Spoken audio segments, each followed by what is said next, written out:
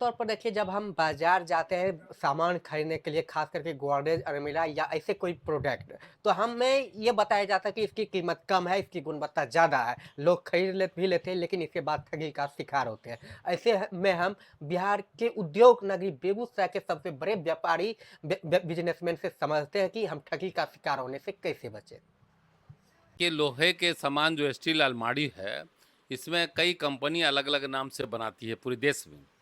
और इसका सबसे प्रमुख किसी भी ग्राहक का सबसे पहला पहचान है, किसी भी चदरा सामान खरीद लीजिए, सोना खरीद लीजिए, चांदी खरीद लीजिए या तांबा खरीदिए, पीतल खरीद, सबका आप जहाँ खरीदने जब जाते हैं सोना चांदी तो वजन से खरीदते हैं।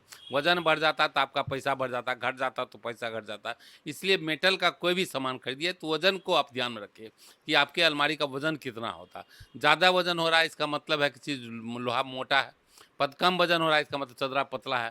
इसलिए वजन को ख्याल रखिए और वजन को ध्यान में जब भी आप रखिएगा तो मेटल का सामान पहला गुणवत्ता आपका अच्छा होगा। दूसरा गुणवत्ता उसमें होता है कि उसमें लगने वाला ताला का क्वालिटी, तीसरा होता है कि उसमें पेंट का क्वालिटी, वेल्डिंग का क्वालिटी, ये 3-4 चीज़ होता है जो मेटल के सामान को मजबूती और खूबसूरती देता है। जैसे वेल्डिंग है, तो वेल्डिंग में फुल वेल्डिंग होना चाहिए।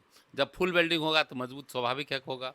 ताला में होना चाहिए कि पहले ज़माने में देखते थे पीतल का ताला लगता था।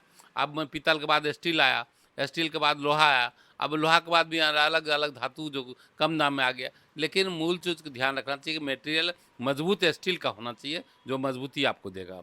इस बात का ज़रूर ध्यान रखना चाहिए।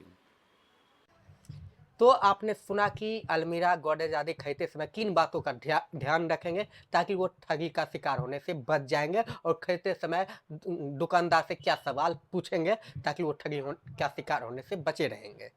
नीरज सिंह, लोकल 18, बेगूसराय।